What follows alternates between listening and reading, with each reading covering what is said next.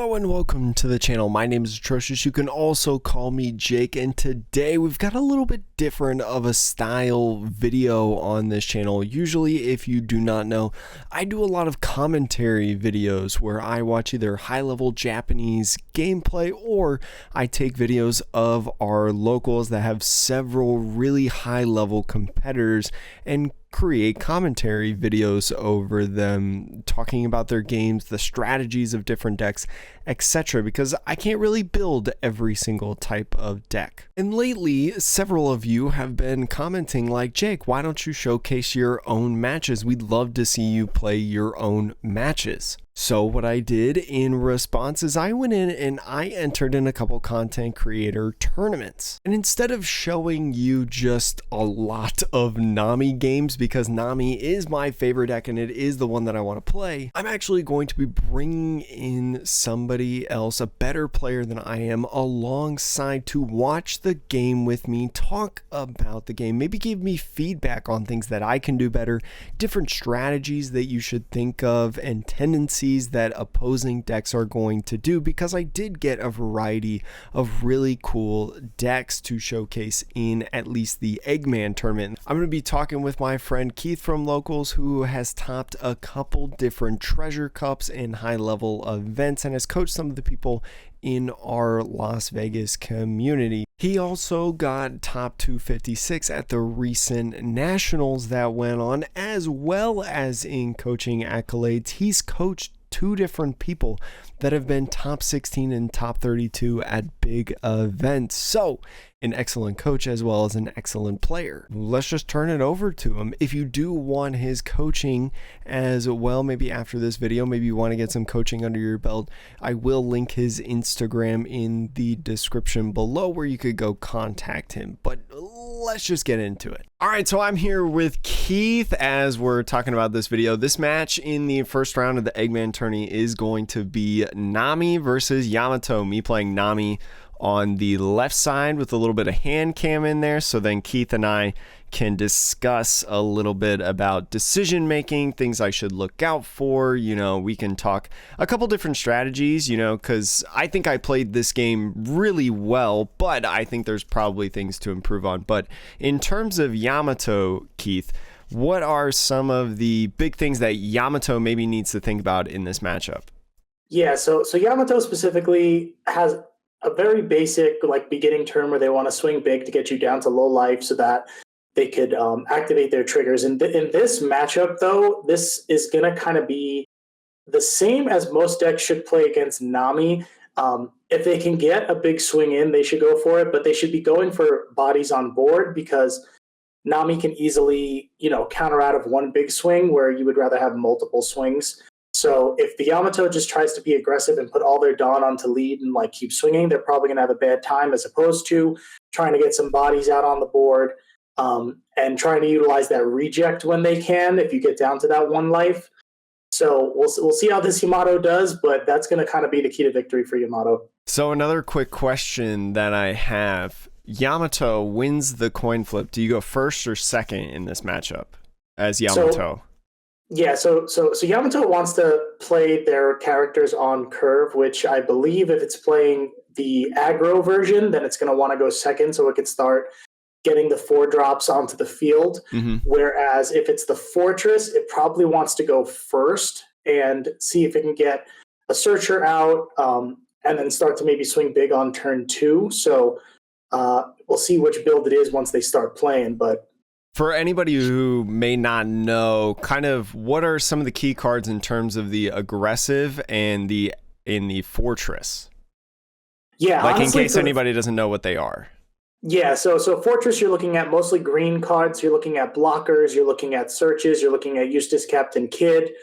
So you're looking for a lot of green. That's kind of the main thing in the fortress version is a lot of green, a lot of blockers. Fortress version goes a little bit slower. So the aggro version obviously plays a little bit more yellow, so you're going to have you're going to have Okikus, could have Crackers, could have Sanjis, is going to play Reject, is going to play, most of them play Hody Jones, I believe. So those are the two things to look out for. If you see more green, it's likely going to be the Fortress version, especially if they play the baby 5 search. But if it's more yellow, then you're looking at more aggro. And so looking at this hand now, we've got my starting hand before I decide whether or not, I want to keep the hand or mulligan. I've got Rubber Band, Gavel, Buggy, Brick Fist, and Das Bones. Would you, going second, that's a key thing to know, going second, would you keep this hand, Keith? Because you mentioned, the early turns of Yamato swinging 8, especially on that second turn, potentially, and with a Gavel in hand, right? That's 9. That's an easy get out of that first attack for double attack. So do you keep this hand, or do you maybe try to get something better? Yeah, this is the easiest keep of your life, because you got... Let's see if I keep it. I don't remember. Oh, no, please keep this hand. I have no idea. Because you have a turn 2 Buggy into leaving one up for Gavel into Das Bones to get the Gavel back. So, Come on, Jake. I end up keeping the hand. There we go. Good start. I was going to say, because the Buggy too, I do agree with that, because like if you find something off of Deathwink, that's a perfect 3 Dawn to swing out of a 10, right, on their 5 Dawn turn. So if they decide to do that. Yeah, I mean, well, you never know. But anyways, I think we're just waiting a little bit in terms of the time. I think we started a little bit earlier than... or had it set up before the round actually started. Oh, never mind. I do a search right there. So he goes ahead and I believe does a Dawn Pass for the first turn. I think that's me just kind of clarifying a little bit. It's been a couple days since I played it. There we go. So I draw a Pilaf off here. So a couple different options. I definitely want to leave 1 Dawn open again for that Gavel, like I said. So going ahead and Buggy. There's the Deathwink. Not scripted. I definitely grabbed the Deathwink there. Perfect sequence. Yeah. That's a pretty easy choice. Usual. The one that is not easy, though, I would say, is the order in which you bottom deck. So the bottom cards I've got... Love Mellow at the very bottom. I think there's a Buggy right there that was Zeph, and then Rubber Band is the order that I'm putting down below. I don't know, thinking about it again, if I would have done that order. Yeah, I think having the Buggy on top for like the first search, because if I believe you had, I didn't see exactly. Yes, I saw Zeph, Buggy, Brick Fist, and something else. It was Love Mellow. Oh, okay, Love Mellow. Yeah, I think ordering and stacking towards that, like for me, I would have probably put the Zeph on top, because I know what the 3 cards are, and if I play Zeph, then those will go away, and then I could stack the next life coming in with maybe something that's either going to be counter for, like, if I want a Deathwink or however that factors in. So that's how I would have done it. I don't play a lot of Nami, though, so I got to respect the Nami masters. I will say you have a couple times now, like, try to help me through in terms of turns and stuff like that. And here we go. There's a 8K swing there, and then just the easy Gavel. The real tricky thing off the Gavel is what to get rid of. I opted for the Brick Fist. That's fine. Yeah. That's fine, because he either needs to get tempo established or he's going to swing 10. So I think getting rid of it is fine here. And then let's see. We got 4 Dawn up, so I think Das Bones definitely getting the Gavel back for the counter is fine. Did you get 1? I think one of the things that I'm thinking about right now is because I have Rubber Band and Deathwink in hand, I just end up keeping this hand. Overall. Yeah, I think that's fine too. I mean, the only thing here though is that the Yamato you kind of give Yamato an opening to play a body, because with 4 Dawn up, like, you shouldn't swing. But we'll see what Yamato does. So going in now, 5 Dawn right there, just getting another card in hand. I'm expecting Hody Jones next turn for sure. Like, just anytime they hit 7, I'm like, Hody Jones is coming. But here comes a character. 4 drop. That's the thing with Nami too, is, if you have Dawn up, then they're not going to go for the big swings. They don't even swing at all. No, they don't swing at all. They just go, they leave the 1 Dawn open, don't swing 6, but they got down to Nekomamushi, which is quite nice to attack the actives or maybe poke a little bit more pressure. Would you go ahead and swing 6 when I leave 4 Dawn open? So the only thing with a lot of matchups is people will say, like, oh yeah, just don't swing.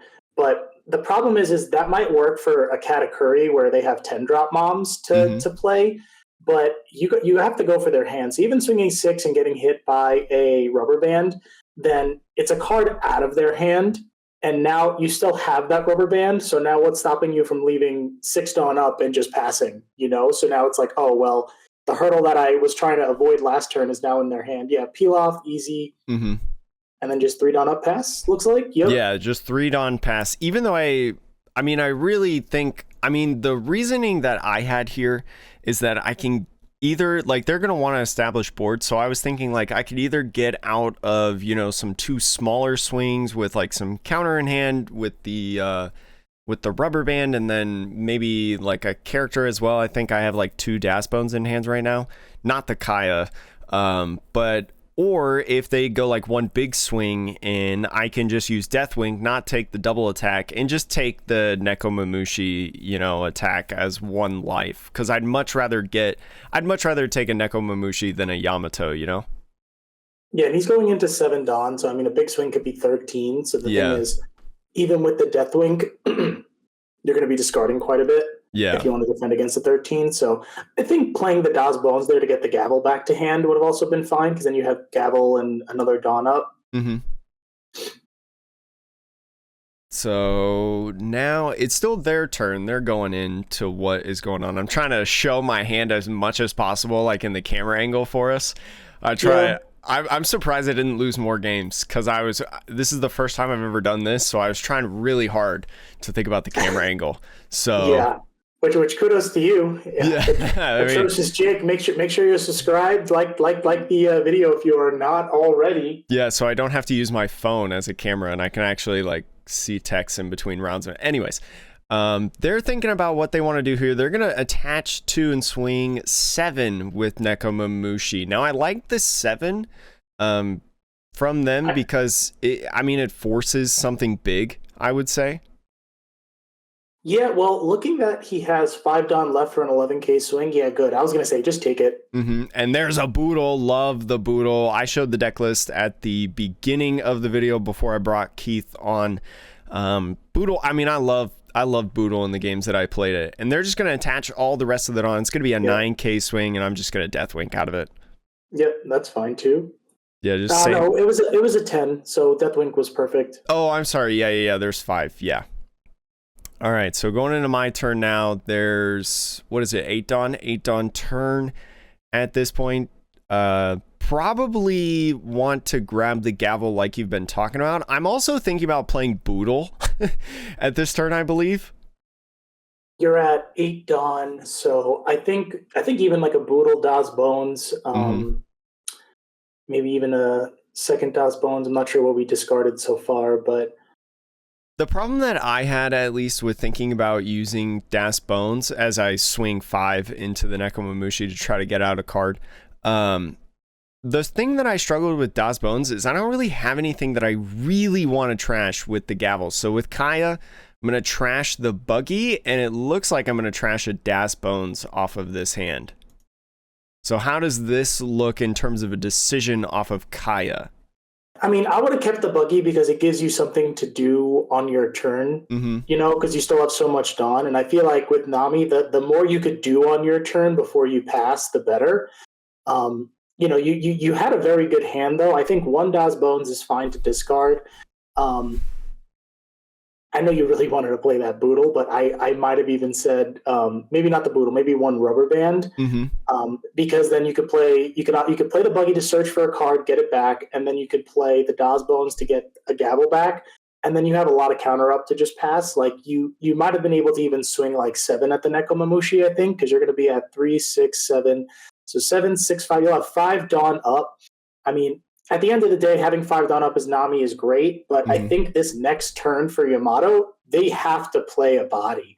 So I think even leaving up like minimal Dawn is okay, because once again, going into the other player's turn into Nami is that the more Dawn you have up, the less likely they want to attack, and the more likely they're going to play bodies, which is what they should be doing in the matchup anyway. So I think the buggy would have been fine to keep, and then buggy Daw's bones. But Oh, no, I'm the doing boodle. boodle. Yeah, there's boodle. One of the things that, and I thought about this like I thought about this as you were talking about it. One of the reasons that I'm like, if I don't play boodle this turn, it's because I'm afraid of the Hody Jones. Like if I see boodle early, I feel like in the Yamato matchup, I think it's fine to play because with that, like Hody Jones being able to rest characters and Dawn, right? That makes my blocker Boodle ineffective because if they just rest the Boodle, I can't get it to be KO'd, right? So I think at this point in the game, I had the thinking of like, you know what? I kind of expect Hody Jones on their 10 Dawn turn right at this point, and so I'm just gonna let the Boodle go, maybe keep the Das Bones to be able to grab like Gavels and stuff later, but... So I guess my counter argument to that though is that he'll be at 9 Dawn. If he plays a Hody Jones, Oh, 9 that's Dawn, 7. Yeah. That's 7 Dawn, right? So now imagine him playing a Hody Jones, doing his resting stuff. Now he has a 8K attacker, 2 5s, and 2 Dawn. So it's likely he might just go like 5, 7, 8, which if you were to like kind of calculate your turnout and figure if he does drop it, what can I defend against? Like, you know, a 5, 7, and an 8, or 5, 5, 10, whatever he might do. And I think that's where players sometimes will miss because they'll be too afraid of like something big coming, but then they'll realize, wait a minute, when they drop it, what are their options? They can only do this. Can I set my hand up to protect me from that? Yeah. And if they don't have it, even better. Now you have a standing Boodle that you can use to discard a card, and then go into your 10 Dawn turn, getting ready to shred some faces. And I think that point is actually really, really good about like expecting these big giant bodies about, oh, what am I going to do with them? But then just kind of being baited in a sense, like naturally baited because of their deck archetype. Because I can recall just like locals the other day, and then in this tournament, like I played against Sakazuki and Gecko Moira in this tournament, like I was always thinking, specifically those two, I was always thinking about the 8 drop, and I felt like the 8 drop made it really tough. And I can recall once or twice that I got baited with a bunch of Dawn open, and they would like play the 8 drop, and then they'd be like, pass, you know, not even gonna swing. So I think that's one of the things that definitely, I'm glad you pointed out, because I was thinking it, but to have somebody else confirm that is huge. Yes, we'll confirm. Yeah. All right, so now you passed? Okay, I think I did. I think I did. I think that turn you were more than So speaking of what I was just talking about, I think this is a prime example. I have not pre-watched this since I played it, so it's pretty much as new to me as it is to you, except I just know the result. Yeah, just get into their heads. Like, lots of Dawn up. I'm not going to swing. I gotta play a body. So looks like he might just go. He's gonna pick up some Dawn. So 7. It's gonna be another 7. Yeah. I'm surprised he never like swung Neko Mamushi at like the Kayas and buggies. I don't think he ever swings Neko into me. So I'm gonna use a 2 counter thing. I'm gonna become Whitebeard. Right, and then I'm going to use a rubber band to get rid of a card as well to go to 8. It's technically using up 3 of my 7 Dawn to go up to 8, and I felt like I wanted to do that because anytime I feel like I can use White Snake is a good time to use White Snake, and it just makes it all that much easier for like the rubber band math, the gavel math, the like Love Mellow or Deathwing to be able to get out of like future numbers, because a lot of people, I've noticed at least, and maybe because they're not as experienced in the matchup, a lot of people will just swing 7s and 9s, right? And so having that White Snake makes it so then I can swing 8s or counter 8s and 10s, which is so nice. Yeah, I think this position too, I feel like if he puts all the Dawn into Yamato, it's probably would have been great to have a Boodle, but let's see what Yamato does. Yeah. We'll see. The nice thing is too, at this point in the game, I still have 4 life, so I've completely negated his like leader effect up to this point, which is so good. And he's gonna rest all of them, and here it comes Hody, and I was like, oh, and this is one thing that actually This is really funny. So I preemptively, you saw me like grab these two Dawn, but then I put them down and now I'm motioning to them. I had asked him, was like, do you want to rest anything? Right? Like, because Hody Jones says, you take your own life and then you rest two of your character's opponents are Dawn.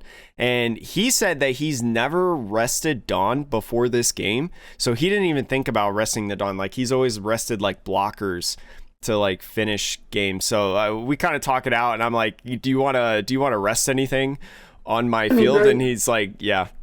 Very, very nice of you. I mean, for me, listen, I'm trying to do content, right? I'm trying to be an honest competitor. I think great content would have been like, and he forgot to use. And he forgot. That's the bait. No. They agreed to do this, so I gotta be nice. And so I'm thinking right here, especially with a gavel and rubber band in hand, I'm like, I think I can get out of both of these swings. I'm not super worried with the two Dawn left at this point, but oh wait, actually no, I'm Love Mellow just gets out of it. I forgot that I'm Whitebeard.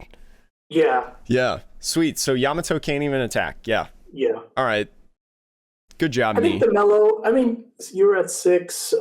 Yeah, I mean, I like keeping the mellow for the draw ability, but it looked like you were very determined to get some Deathwink effect off. So I'll let you stick with the plan. Yeah, one of the things that I've really like wanted to improve, and I tried to implement like in this last week, was trying to utilize Deathwink for the draw. Because I listened into an interview that the Mill Guy, have you ever heard of the YouTube channel That Mill Guy? Mm-hmm.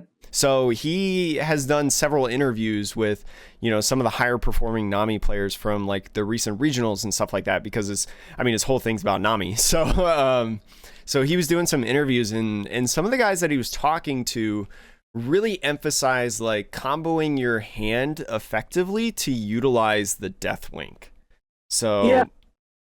I'll be honest, when I play against Nami and I see they have one card in hand and they have 3 or more Dawn up, like some players will usually fall for it. Yeah. But yeah, like I'll just swing 5. Like I'll make them Deathwink, draw their 2 cards, like I'll have a 5k swing. But that's just me. All right, let's see what you got cooking on your turn, my friend. All right, so full 10 Dawn now at this point. I have a couple options. I think I'm considering Zeph at this point to pick up the Kaya and just like really threaten, because if I hit Zeph at this point in the game, I feel like I'm in a really good spot. So yeah, I thought about it. I'm gonna swing at the Nekomamushi first. Swing first, because if he sees a Zeph, he's probably gonna try to keep his hand size big to not get hit by that. But yeah. So good job doing that. You have to take the Kaya back.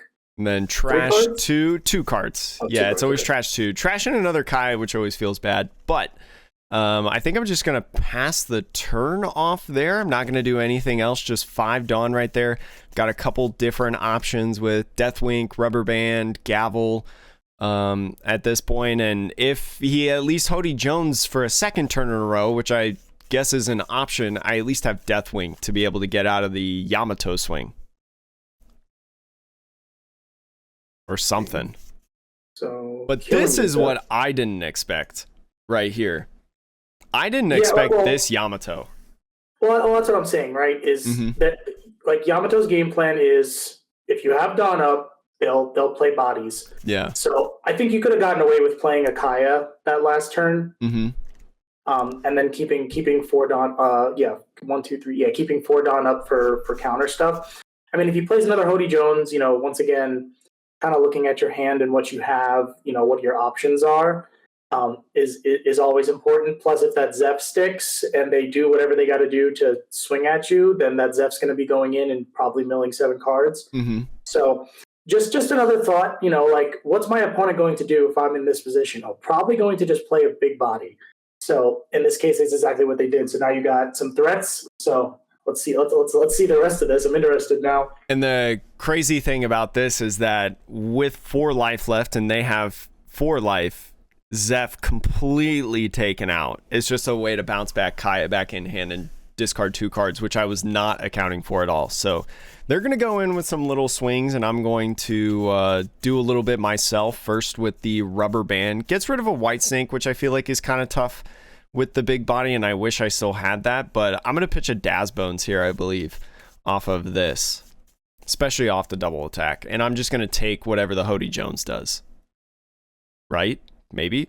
So, yeah. Honestly, I hate getting to 3 life against Yamato, especially with this board, because now he has 12 Dawn that he's going to be able to play with next turn. So, I mean, granted, you probably have to wall up pretty hard to defend against getting down to 3 the next turn.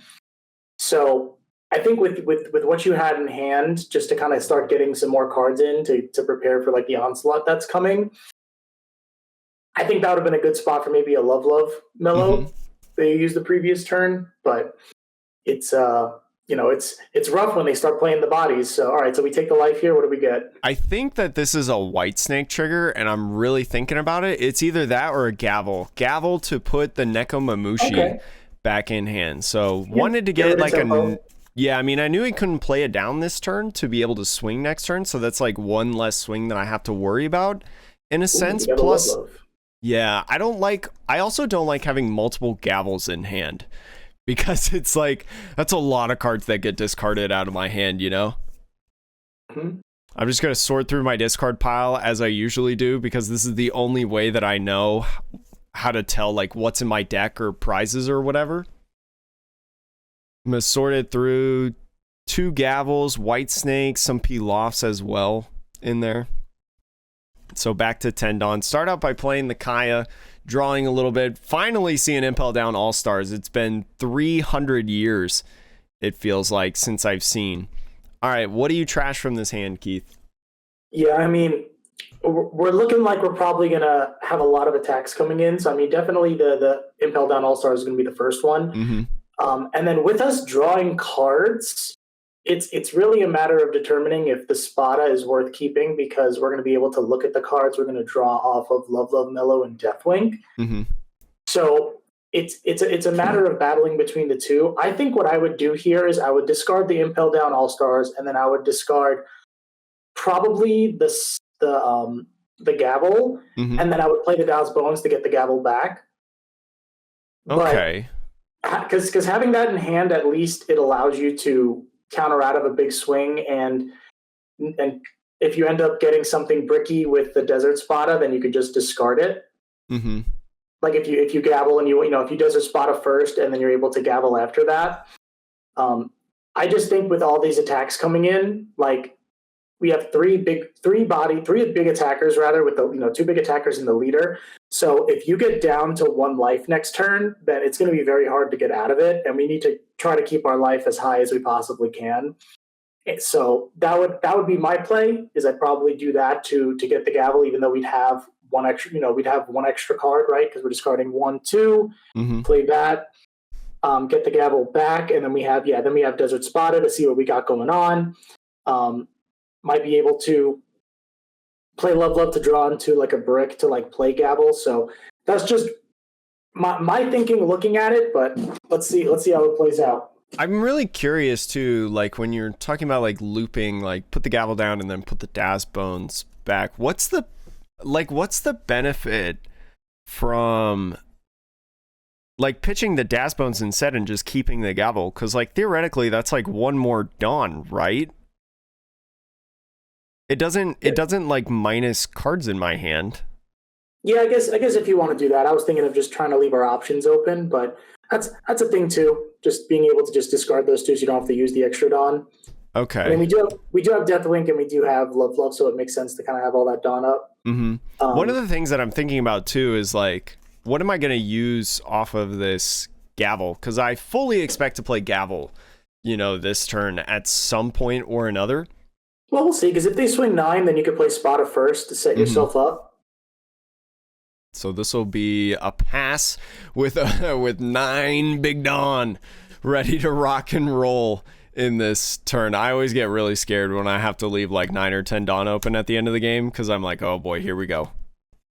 Yeah, I mean, well, this is the turn he should be attacking now. He's set up his board. That's why I think the previous turns, if you could do as much as you can while he doesn't have these big bodies, it's better. So that you can at least do some things, as opposed to now where it's like now is the wall up time, because even if he plays like a body and just swings like 5, 8, 10, like with his dudes, but Mm-hmm. he's gonna Nami. Okay, he's going for the banish. Yeah, he's going for the Onami banish, and I believe he's putting it on leader at this point. And so I think he plays 200 million Voltamaru right here. I remember this play. Yeah, he puts 200 million Voltamaru on his leader to be able to get the boost, right? And then now it's at 8k base, puts 3 Dawn on it for 11 overall. Yeah, I think here, if he's committing, he should have just put all the Dawn onto Yamato and just swung. Might even be worth it to do the whole play maybe without the Amaru. Leave 2 Dawn up. See if you just take the double or you trash most of your hand to get out of it. Mm-hmm. And then he could kind of surprise Nami and use it on his character Yamato, and then swing 9 at you, where it could just force a banished life to go away. Mm-hmm. Yeah, because the one thing that I really, really want to avoid is banish. Like, sometimes I'm okay with taking the double attack because, you know, like, well, that's 2 triggers that you could get, or 2 cards that could really help you out, something like a Kaya or something like that. But banish is the worst thing. Like 10-drop Big Bomb, the worst card. Onami, terrible card. One thing that I am thinking about looking at this hand, and I can't remember what I specifically do, but like my first connotation is to use the Deathwing, or I'm sorry, the Love Mellow, because like I think I'm still struggling on what I want to discard off Spada, and then I have this like realization that if I Love Mellow, I could draw into something that I want to get rid of off of the gavel. I mean, he's swinging 11 at you, so you have 9, and then Spada would be 11, so it's kind of a tricky spot. So if you wanted to do that first, I get another Deathwing. And I realize that having the thing about the other Deathwing is realizing that I have 6 Dawn left. So I'm like, yes, 2 Deathwings. Therefore, I can just use those and draw some cards. And I get rid of a couple things there. Just have 2 Deathwings open with 6 left. Okay, so we're able to get a card right now of using 1. Yeah, I'm theoretically able to get 2 cards, essentially, off of the Deathwings. Yep. So now he's got 4 Dawn left that are active, 6 effectively because of leader effect. Yep. So it's going to be spreading it around. Ends up resting 2 for another Onami. Okay. Yeah, and I think this is where the Deathwings come in. So it's going on the Yamato, and I can't remember if he attaches this, or I'm really hoping that he doesn't swing 11. But honestly, I'm like thinking right now at this point that if he attaches like the 1 and then uses leader effect to get out of this, I'm going to use both Deathwings or something, and I'm just gonna take the Hody Jones hit overall. I'm like, you know what, with 2 Onamis, like if I gotta take the Hody Jones hit, I will. And it's 11, right? Yamato with 2 Dawn is 11. Yeah, I think it would have been worth it to just put the other 2 Dawn, because once again, like if you're gonna go for the banish, you should go all out with it. And I draw a Spada, which is awesome, because the Spada I'm pretty sure I use right here just to think about what I'm going to be top decking. So my Spada, Kaya, Zeph, and another Spada. Did I put Kaya on the top there? Yeah, I was gonna say we wanna do some plays here. So hopefully you put Spada Kaya on top. Yeah, so I put the Kaya on top and then go Spada and Zeph. I think that's what I'm going to do here. I may be considering like putting it. I put it on the bottom. Oh God. I put it on the bottom, and my thinking about that was there's not a lot of... You have a Kaya play for like game, but now what do you do in your next turn? If you draw another counter, yeah, then you just have 10 Dawn, and you're like, Yeah, like looking back at this play, I'm like, if I top deck and impel down All-Stars, like this Deathwing does almost nothing for me, right? Because I'm going to be taking a life here, and whether that's a trigger or not, like whatever... yeah, you're getting into the right mindset, kind of watching the game at least to say, what am I doing next turn? And so I do draw 1 card, and I don't even look at the card because I trash a peel off the rubber band, which feels so bad. And it ends up being a Spada. So a lot of Spadas going on, and then top decking a White Snake going Yeah. into my 10 Dawn turn, and now I'm kind of stuck. Like, now I don't really have much going on at all. So one thing that I want to, one thing, You had Kaya Zeph. It was there. yeah, I was just like, man, I could use this for the end game. Keep in mind that I'm a little over halfway of the deck gone at this point. I would say I probably have somewhere around like 15 cards left. So I'm getting close to being able to just close out the game, especially with 2 life still at this point. 2 trigger opportunities, and I've seen 2 Onamis, so like I'm not really expecting another Onami at this point. But one of the things that I have, so I've got Deathwing, Spada, and Whitesnake. Would you ever swing at either of these characters to try to get rid of them? I mean, we're going to be using our hand and death winking into 2 cards, so we kind of have to commit to the act and probably just hold up. Yeah, and I ask my opponent 5, 10, 13 cards left in deck. Ask my opponent if I could count. if you played the Kaya and the Zeph, you'd have 6 Dawn up. So I mean, you wouldn't have that much to be able to counter out. But even just playing the Kaya and like, if you wanted to ditch the Zeph and now you have, all the counter in hand and you have 2 less cards in your deck, I still feel like that would have been a good play too, because at least gives you something to do. So yeah, here's going to be the pass. We got to commit to the act at this point. Yeah. I tell a lot of people when they play, they sometimes feel a lot of pressure because they're like, oh no, I don't have the typical plays that I would normally do now. What do I do? It's like, well, you got to commit to the act. Like, what do you have? What can you do? Like in this case for you, you just got to leave the Dawn up and pass, and that's it. Just see what the draw is. At this point, you got to commit to the act. Yeah, I play Reiju, and Reiju is a prime example of that. When you open up with like a search and a stage, you're feeling good, and when you don't, and you just don't know what to do, it's like, well, this is part of the deck. You got to just be able to pivot and know what you can do, and not just think, oh, I'm just gonna dig through my deck and try to find the answer. It's like, nope, work with what you got, figure it out. Sometimes Reiju is a different beast, so we'll save that for another time. But we got Reiju videos coming. Okay, good. Especially in this tournament. So gonna start out swinging 9, I think that is. I think they got 4 Dawn attached there, one just hiding right under the other. So I start out with Spada, and what am I trying to get? I'm trying to see if what I can draw can get me out. So I'm actually thinking about putting Whitesnake on top and Whitesnaking into Whitesnake to then Whitesnake again. But I put the Pilaf on top. Or wait, no, it goes to the bottom. What was that 3? Wait a minute. I mean, I'm trying to set up my end game. Because this bottom decking gets me closer to the Kaya that I put down there. Yeah, I mean, I get that, trying to get to the end game, but you have to get, I always say you have to get to end game. So it's like now at this point, you're kind of gambling on what you could draw off the Deathwing. So, yeah, I'm really gambling at this point off the Deathwing. Oh God, because I was thinking like, oh, if I Spada, oh no, double Whitesnake Spada wouldn't get me. It would get me at 9. It wouldn't get me past 9. So maybe I can tell you that the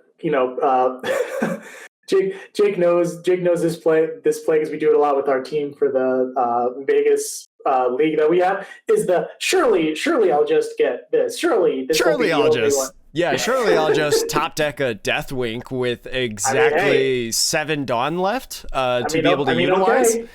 All right. Yeah. I think I even used the Deathwink here because I need to get over, unfortunately. So, yeah, I'm going to use the Deathwink here and draw 1 more card. I know that I'm going to be taking a Yamato swing, and there's the freaking Impel Down All-Stars. Yep, the worst. I hate that card, man. I can't wait for Nami to get better, and I don't have to play that card anymore. Because it's great off trigger, but every other time it just feels awful. Yeah, well, in that scenario too, where now it's preventing you from drawing an extra card, it feels very bad. Yeah, here comes the 5. Yeah. So now I'm deciding, okay, do I want to use it again or just take this? And I just go ahead and take it. It's going to be a pull-off, so never punished as I draw into a gavel and rubber band. Absolutely goated. Knew that was going to happen. But, do you ever Deathwink off of this to draw that 1 card? I mean, hindsight, it ended up being this gavel, which would have comboed perfectly with that, but then I would have had no cards in hand. And then I would have taken another life to get the peel off. I probably would have taken at least one life in this turn. So I would have taken the peel off and drawn this and then whatever else is there. I mean, looking at the board and the attacks coming in, even if you countered out, it's likely you were going to take the next life. Mm-hmm. So at this point, you're kind of going for end game where you know he's going to kill you next turn. So you have to be able to do some work on your turn and then have enough counter to be able to get rid of the rest of your deck. So now playing for another Deathwing play, draw just one more card. Yeah, I believe we are officially cycled back to where we were off of the I think off the first buggy search. Yeah, so this top card is Kaya. Because I've done 2 Spadas to go down to the bottom. And the first one that I did, because I couldn't believe that I did it, the top card is Kaya. So if I'm smart, I'm not going to rubber band. If I'm smart, right? This is the Nami player intuition, is remembering how many cards you put to the bottom of your deck. And one thing that I noticed off of this that I think is really interesting, they attach the rest of the Dawn to the Yamato, right? They're swinging 12. Now, at this point, I only have 3, so the Deathwing isn't going to get me there. But there's no rested Dawn to use off the leader effect to swing with this other Onami. Yeah, I would probably swing 5 and then 9 here. Because, like I said, even if you counter out of it, then that's cards out of your hand. So I take this. Oh, wait, no. The first card was Love, Love, Mellow? Maybe I got the bottom decking wrong, or maybe there was 7 and I didn't even count it right at that point. Either way, there's the Kaya that we put back in. Alrighty. We need combos. Let's see it. But there's only a couple cards left at this point. I draw for turn. There's one more card. I'm going to Kaya. I'm going to draw 2 and then trash 2. There's that peel off. This looks like it's game right here. Yeah, I don't think I should have trashed the rubber band just in case I got the number wrong, but never punished, I guess you can say. And I just pass right there, and I'm like, yeah, go for it. Yeah, I think the Yamato like kind of did. The misplays I saw was obviously if they're going to commit to doing the banish play and Amaru, like you might as well just put all the Dawn onto your leader, because he was kind of making it a little bit too easy for you to see the outs. Whereas a lot of people are afraid, like, oh well, if I just do this, they're going to counter out. Okay, cool, they're going to counter out. Have no cards in hand. You swing like 8 and 9, with the rest of your guys. So I think that's a big play that they really have to look out for, is trying to understand, like, yes, sure, maybe you don't want to swing or maybe you don't want to this, but it's cards out of hand. And you did that with, in my opinion, missing a Kaya turn early, because you had that Kaya that I said you might have been able to play. Yeah. But overall, you got the triggers. I think you had draw 2 triggers off life, right? I had Impel Down All-Stars. I had a Sanji's Peel Off. I had a Gavel that I used. I also had a rubber band. Yeah, rubber band that was in there, and then had some good life. Yeah, I had some pretty decent life, but honestly, like, most of this deck is trigger life. I would say it's probably not the most trigger heavy version of Nami. I would say that's probably the one with like the overheats and stuff, because you're not playing buggy in those builds, I think so. But still had some good stuff in there. So overall, Keith, what's the grade out of 100? What's what's my school grade for this match? I ended up getting the win. Yep. Yeah. I mean, you got the win, so you have to pass at a bare minimum. But I would say I'd give that probably a solid 86%. I think there were just like a few little things. Like I said, the turns where you left the Dawn up to give him kind of an opportunity to play his big bodies and get the tempo going, where you might have been able to squeeze in an extra play or 2. And then I think besides that, kind of doing the bottom decking twice and just kind of praying, obviously is not, it's going to work out sometimes, but it might not work out all the time. But paying attention to it and kind of improving from there is really good. But I would say going for the win, especially against the very aggressive deck like Yamato. I would say a solid. If I gave it a letter grade, I give it a nice B plus. I feel like I have a pretty good win rate against Yamato as Nami. So this one kind of felt good. I would say, especially that like last life, I would say it was a strategic take, because I was like, oh, I can't lose this turn, so I'm just going to take this. But I also don't think I could have countered out of it either, actually, now that I think about it. So yeah, but I think it's fine. Like you have to, like, a lot of players when they play games, they try to think a lot, especially when it comes to the last life. But you have to kind of be a realist in that fact and look at the board and say, can I die next turn with 2 life? Can I die next turn with 1 life? I've played a few games where the opposing player like really didn't even need to hit me one more time because they had lethal on board, and I'm obviously just going to take the life because it's likely going to help me and give me more options. Like in this case, the last life was a peel off, I think, or was a draw. I think it was the Impel Down. Yeah, it was the Impel Down All Stars. So it's like giving you options to use on your turn where you're at 1 life, and this deck plays reject. Like this deck, it has all the bodies on board. Like I really don't feel like they should have swung and got you down to 0, whereas they kind of could have just killed your next turn anyway. Do you feel like in their previous turn, in the final turn that they had, do you feel like at like 7 cards left, right? Do you feel like you have to go for game at that point? Like what do you feel like is if you're facing off against a Nami, what do you feel like is the number of cards left where you're like, oh, they're probably gonna, like, they have a really good shot of winning it in their turn, so I need to close the game out now?